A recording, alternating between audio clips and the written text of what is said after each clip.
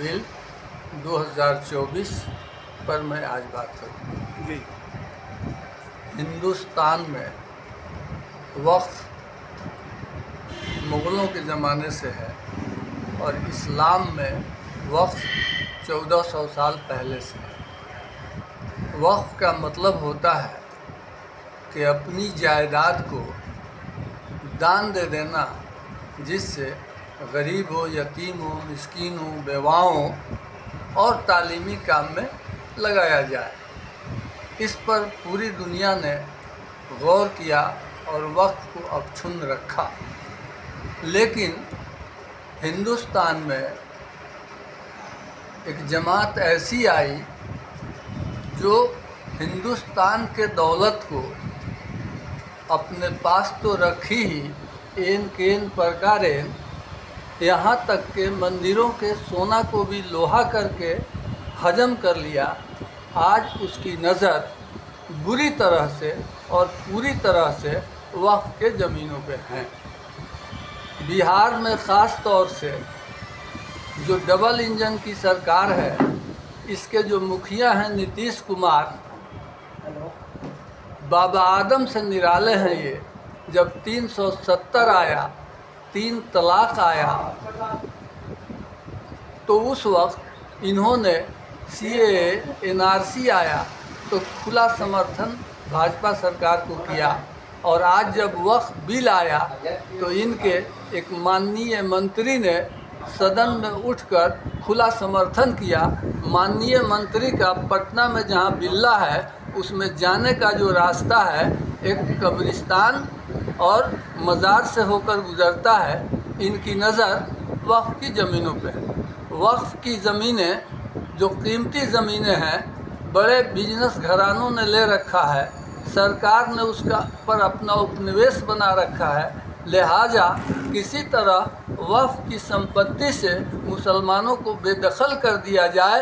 भारत सरकार ने ये फरसूदा बिल, नापाक बिल, मुसलमानों के ख़िलाफ़ साजिश का बिल लाया।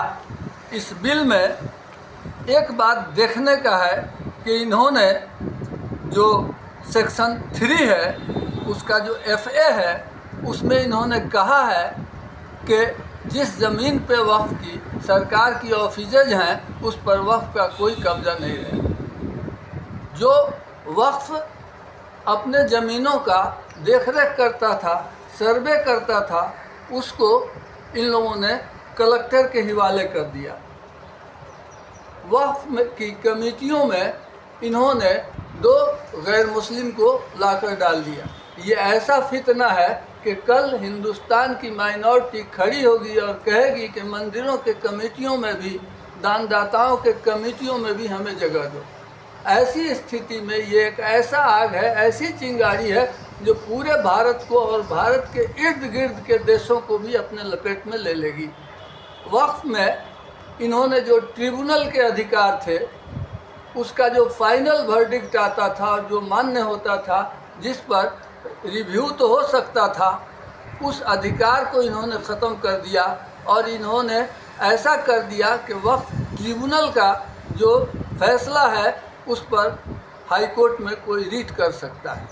वक्फ जो है वो सिर्फ इसलिए इन लोगों ने इस बात को किया कि इस देश के जो बड़े पूंजीपति हैं, उनको वक्फ की सारी ज़मीनें दे दी जाएं। 400 पार इनको इसलिए चाहिए था कि वक्फ पर जब बिल आवे तो कोई उसमें ना बोले।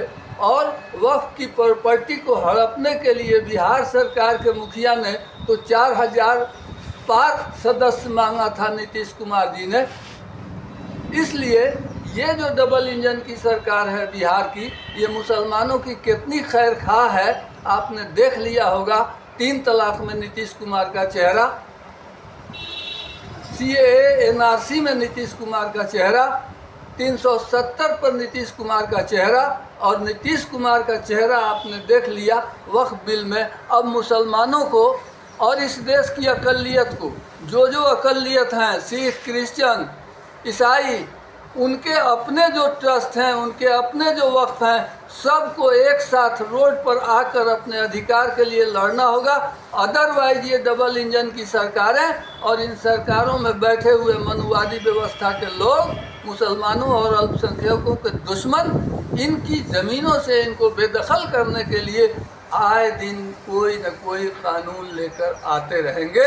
इसलिए इस देश के अक़लियतों को चाहिए कि वो एकजुट हो जाएं, सड़क पे आएं, अपने अधिकार के लिए गांधीवादी तौर तरीके से लड़ें, तब जाकर इस मुल्क में अमन चैन शांति से वो रह सकते हैं, उनके अधिकार सुरक्षित रह सकते हैं। और भारत सरकार ने